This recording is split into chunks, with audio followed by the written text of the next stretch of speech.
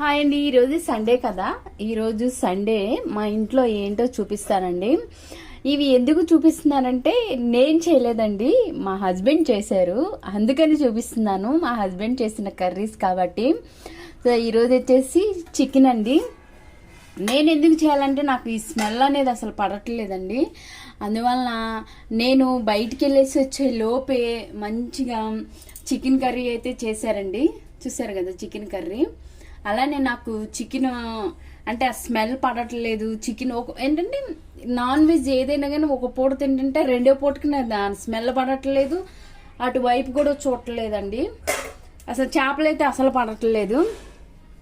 ఆయన మామూలుగా కర్రీ వండారు, నా కోసం ఇలా స్మెల్ వస్తుంది అనేసి తింటలేదని ఫ్రై చేశారనమాట.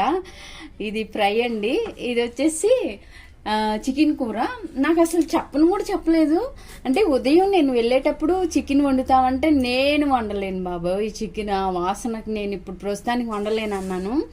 పాపం ఆయనకి తినాలనిపించింది కావాలి, వచ్చి వండుకొని వెళ్ళారనమాట. నేను బయటికి వెళ్ళొచ్చే లోపు సర్ప్రైజ్గా ఉందన్నమాట నాకు. ఈ సర్ప్రైజ్ని మీతో నేను షేర్ చేసుకుందాం అనేసి ఈ వీడియో తీస్తున్నానండి. సో మనం బయటికి వెళ్ళొచ్చే లోపు ఇలా వండితే భలే హ్యాపీగా ఉండేది కదండి. సో ఎందుకంటే నాకు నేర్పించిందే క్రిష్ అండి. నాకు అన్నీ కూడా ప్రతిదీ కూడా క్రిషే నేర్పిస్తారు. ఇప్పుడు నేర్చుకున్నానులేండి.